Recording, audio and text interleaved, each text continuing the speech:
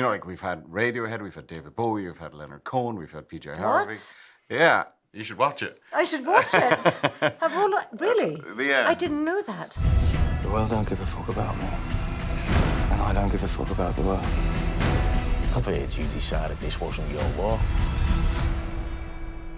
It is now. How familiar with Peaky Blinders were you before you stepped into this film? Stop looking at me. I can just see Cillian go. So, obviously, it's hard to not be aware of what Peaky Blinders is and was, because it was such a phenomena. I watched the first season, 2 seasons, and it was great. It's a commitment. But I think I've wanted to work with Cillian for a long time, so I stalked him quite a lot. Good shower curtains, I like them. They're nice. So I had a sort of running joke with an agent that we have in common, that I said, you know, whatever it is, let me in. I want to have fun. But when this came, it felt, and it feels silly, but it feels like an honor to be a part of something that has been such a journey for Cillian.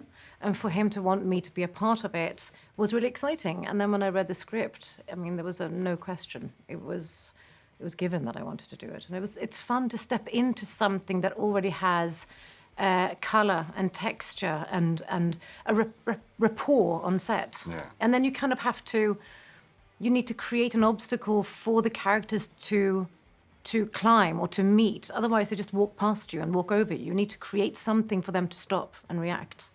Yeah, and it needed an actor who has that kind of otherworldly thing, because she kind of exists in this sort of liminal space between these two worlds, between the living and the dead, and Rebecca has that thing whenever she's on screen. It's just incredibly. There's something kind of magnetic about it, and you know, it seems obvious when you see her in the film, but it's incredibly important, that precision of casting, I think. Yeah.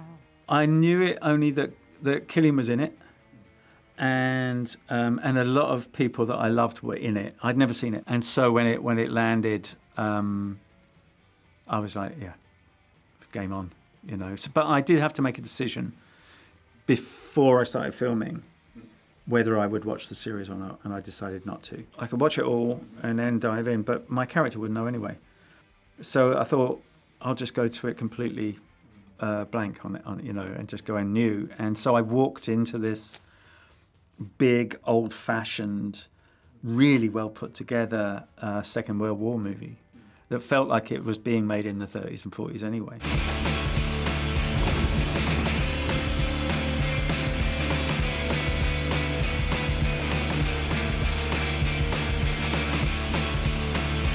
Music for Peaky Blinders is really iconic, from the Red Right Hand, the score itself, and like all the needle drops. What was that process like bringing that music into this film? I think a lot of it's down to Cillian. I mean, his address book is an A to Z of cool British and American music composers and writers. We've been lucky that people say yes to us, and Nick Cave reimagined Red Right Hand. And so what you hear in the film is a new version of that. When Anthony Genn and Martin Slattery, the composers, came on board, the first thing they did, even before we started shooting, was to write a ton of music and send it to me. And we took some of that music and we used that music on set, and we played it throughout a number of the scenes.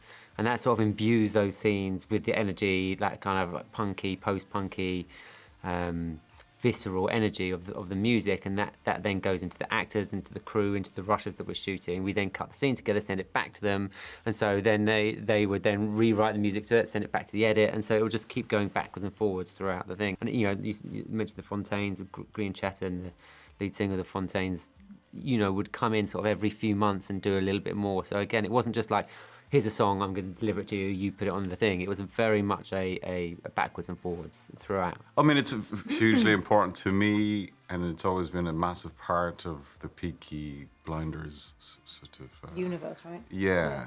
It's just from the very beginning, from that first shot of him on the horse and the Red Right Hand, you know, and who would have thought it would have worked, because it's so kind of... it shouldn't really work.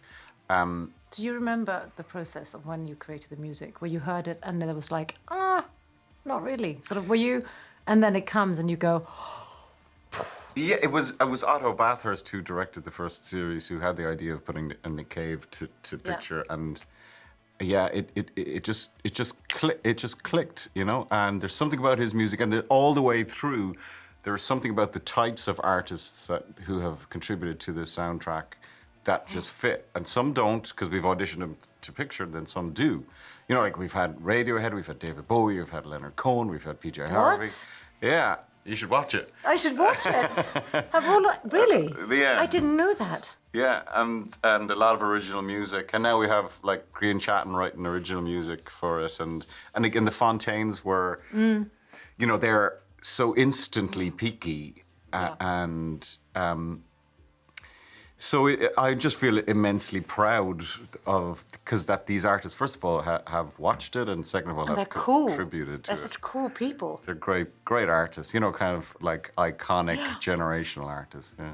Well, Anthony Genn and Martin Slattery, who are the composers, had composed the music for Series 4, and Ant, who's an old friend of mine, I've known him forever, called me up and said, how about I get Grian involved to write songs for this season, for the film. So I said, that's an amazing idea. And then me and Tom and my son went to see the album launch of Romance. And my son went down to the mosh pit, and we stayed up on the balcony with all the middle-aged dads. You are a cool dad. Well, I was standing there nodding my head. But and he came out like all sweating and everything. But those songs that those guys have composed, I think, are like world class. They're like unbelievable tunes that stand. They, you know, they work with the film obviously, but they stand. Like, you listen to that album on your own, and it's exceptional. It's a compliment to them wanting to make the music. It's such a a proof of the pudding of the show being so good. Yeah, we're very lucky. Yeah. Once, I nearly got fucking everything. Well, I don't think I'll have processed it until the film is seen by audiences. You know, that it's not finished until that happens. So that's any minute now. And I think then, you know, when we get the energy back from the audience, from the incredible fan base that we have, I think then I'll probably be able to take it all in. If they like it. Fingers crossed. It's finishing this part of the story, but it's been with me since way before even we started shooting. So since the mid-'80s is when I first wanted to do this. So to say goodbye to that character, to Tommy Shelby, is quite... And I think a lot of people are very emotional at the end, and I was as well, which I didn't expect, because it really is the end of... It's actually an end of an era, and because that character has had such a global effect, you do feel that it will affect people in a very profound way, I think. I was just legging it to try and get a train or something. It was very... These, you know, it's so underwhelming. We were on the side of a mountain, it was pissing rain. We're like, okay, see ya, get into the car, try and get the train. Yeah. You know, and you don't think about this sort of momentousness of it or the significance of it. That's the thing. Film sets are just like bam, bam, bam, go, go, go. You know, and it's only afterwards, you know, you really think, isn't it? That's why I say it's important to have the pausing in between, to kind of let it, however it comes out. I mean, this is mahusive.